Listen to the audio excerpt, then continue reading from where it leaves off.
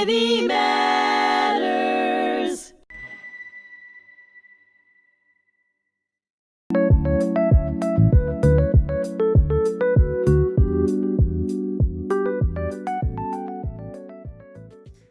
Thank you so much. We are back for part 2, and I'm here with my co-host Sami and our guest Melanie Shiraz. We were just talking about a lot of things. Right, and we're just going to pick up on where we left off. I'm going to hand the floor back to you, our reigning Miss Israel. Like I was saying, I think today there's no need to go out and seek information or search for information the way that we grew up. And it's very dangerous because when you're receiving information, rather than seeking it out, the information you are receiving is intentionally coming to you for the purpose of convincing you to join a side or believe a narrative or buy a product or whatever the vested interest may be. And I think that when that becomes the case, it's so much easier to indoctrinate people because they lose their desire to think critically. Because why? Because it's easy to just get the information rather than look for it. And so I think that, it's something that I tell a lot of, not too young kids, but especially when I go to high schools and universities today and I talk to people, I always tell them, if a narrative or if something that you're seeing online that has been recommended to you or coming up on your page is really, really digestible, very easy to understand, there's a clear good, a clear bad. Oftentimes that's because that's what is engineered to be. That's how it's engineered to be. That's what they want you to feel. And I've seen this in the case. I mean, I'm a staunch advocate for Israel. Obviously, you've seen some of my work, but when I see videos like coming out of war zones where there's multiple angles of surveillance and conveniently the camera was filming the specific thing at the specific time and it's very blatant, I always question it because I'm like, if it's a war zone, how is all of this being orchestrated? Is it a war zone or is it a Hollywood set? And if it makes, if you start questioning things, it not only allows you to have a more well-rounded and educated perspective on the things that you believe in, it also just makes you a more, open-minded person. And I think that we need a lot more of that these days because we're getting a lot less of that than ever. You said something interesting about questioning things and critical thinking. So we're talking about where we're getting information today. You're right. I'll tell you, there was some stats recently from, I think, middle and high school students on the percentage of how many of them are using AI to do their homework. And I think it was like 83%. So I told my daughter, who's 11, and she said, Mommy, it's way higher than that, right? Like, that's a low number. And I was like, wow, that's crazy that like kids are using this. But to your point, even when you go on AI, it's not always correct, right? So you have to fact check, you have to double check.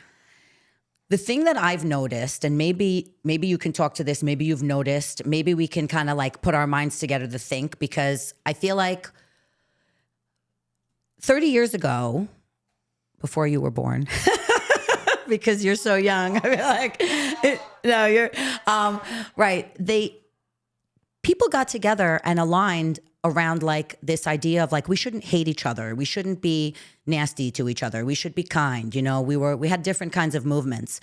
Recently, Sami and I interviewed a guy who was an ex-neo-Nazi of one of the largest Nazi movements in the country. And he said what he's seeing today is exactly the movement. It's like an uprising because the narrative, right, is being pushed in one direction. I mean, I feel like if anyone will listen to me, because nobody seems to want to listen, it's scary stuff, but for 25 years, I've watched the way education has changed. My son came home in 6th grade with homework in New York City public schools about a really nice story about a girl from Afghanistan. But if you wanted to learn more about the Taliban, and you could click here.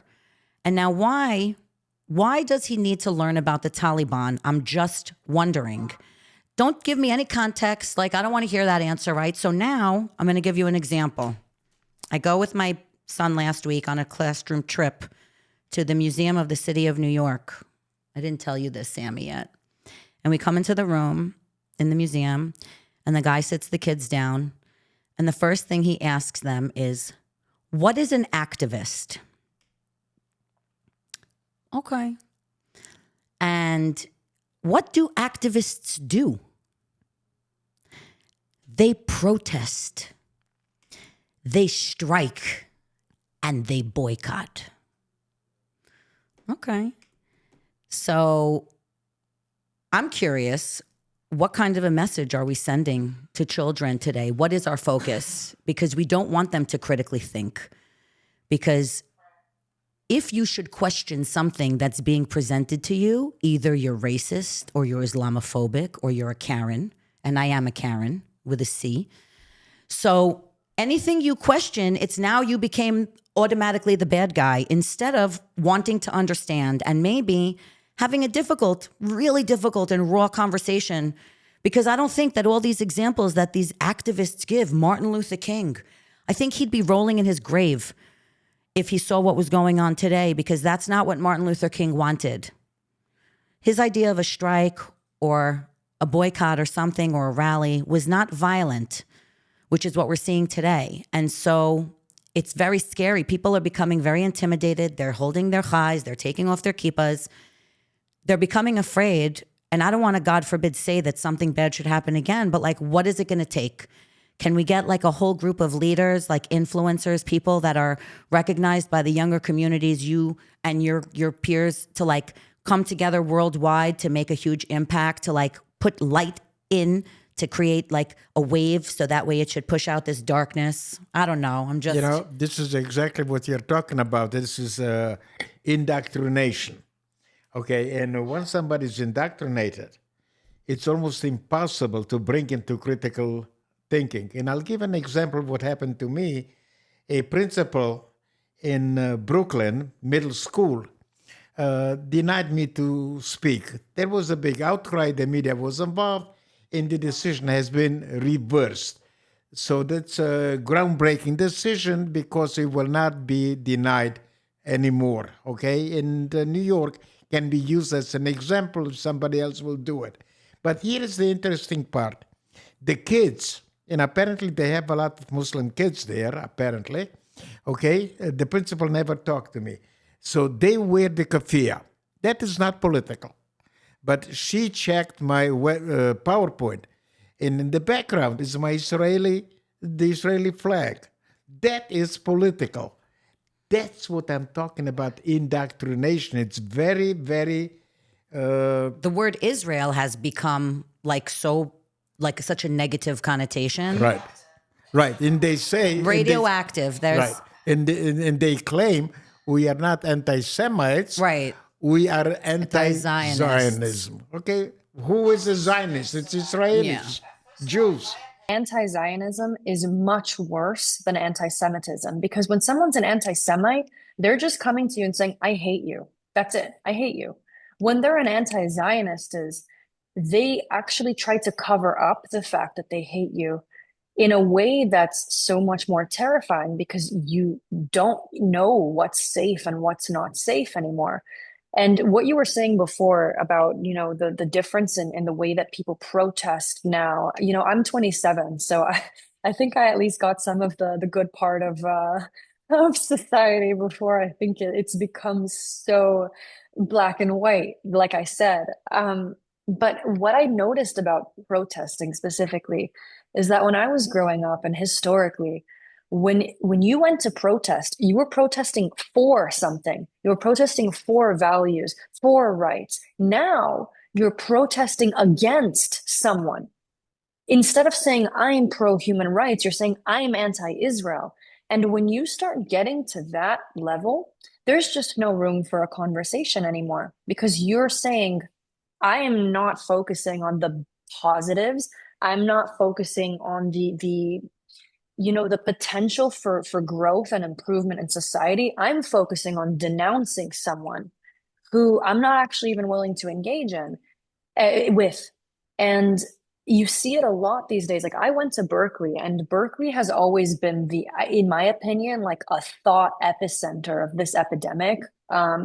Historically, even in the 60s. I mean, Berkeley was the origination of the free speech movement. The first SJP chapter, which is now a huge movement, started at Berkeley, and it's still going for some reason, even though the people that founded it have been terror supporters, have found to be terror supporters.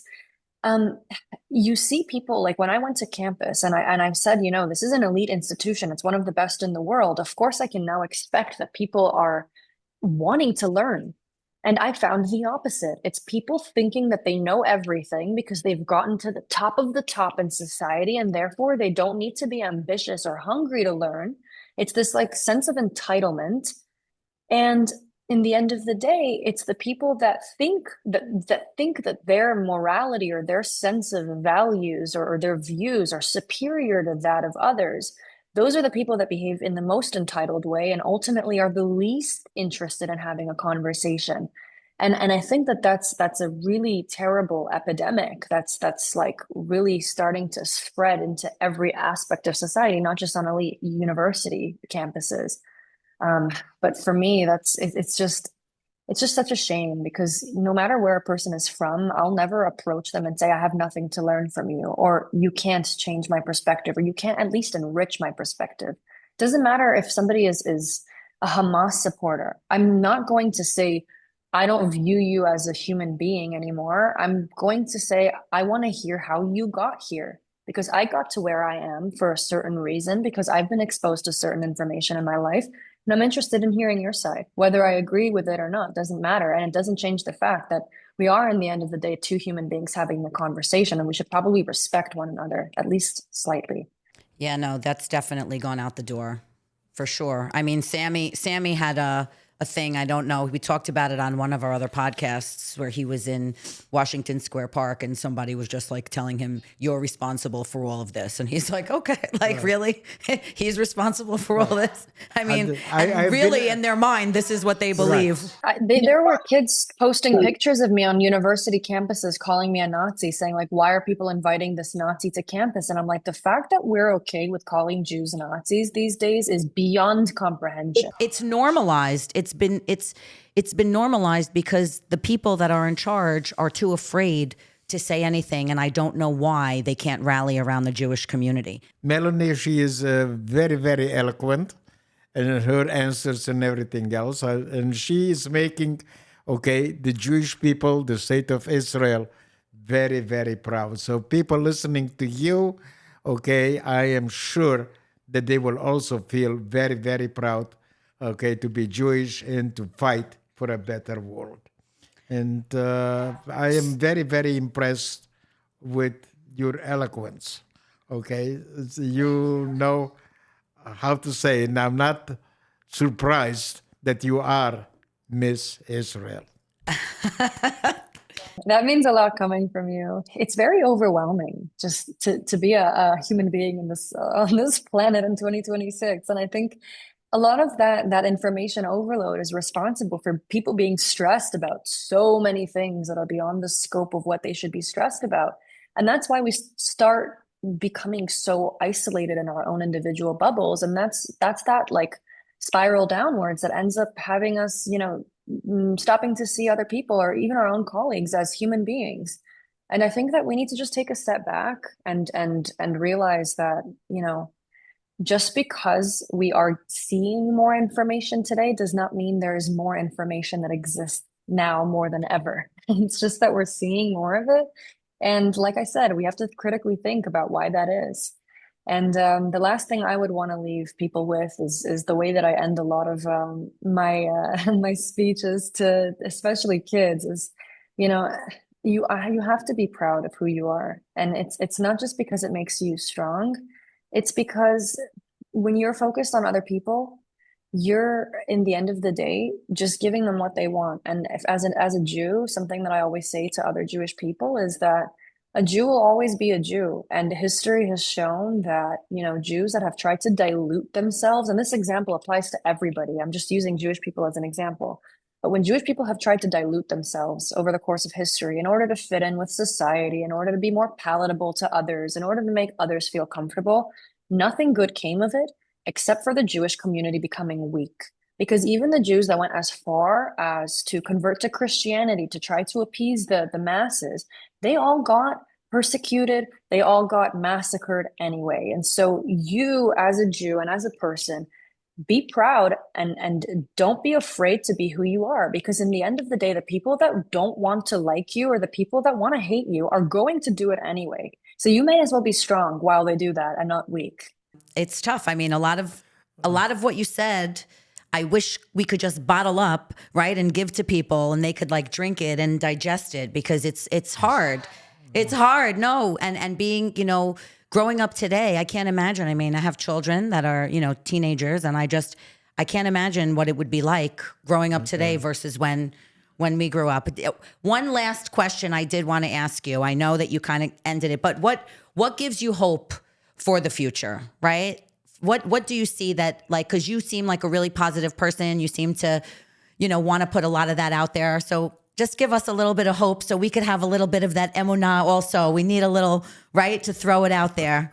So, I mean, we talked about a lot of things that are kind of negative, but I don't want to say that I'm pessimistic. In the end of the day, for all of those examples, there are examples of people doing good out there. There are examples of peace and humanity and dialogue and coexistence. And I have to say that in my tour, for example, over the past month and a half, for all the negative interactions I had, I also had so many hugs and tears and exchanges of pure humanity. And in the end of the day, that's why we're all here. So I just, want to remind everyone that good will always trump bad, and the small candle can light up a very dark room. So aspire to be that candle. Did you want to say anything before I give my closing remarks? Give your closing remarks, but I'm very, very happy. I have never seen you so calm. No, you're not calm. You're excited. You really I'm excited, enjoy. right? But you see how good I'm practicing my mindfulness. Okay. So you see the influence she had on you. Imagine yourself the influence on the young children. I know. Melanie, I really want to say thank you so much for joining us today.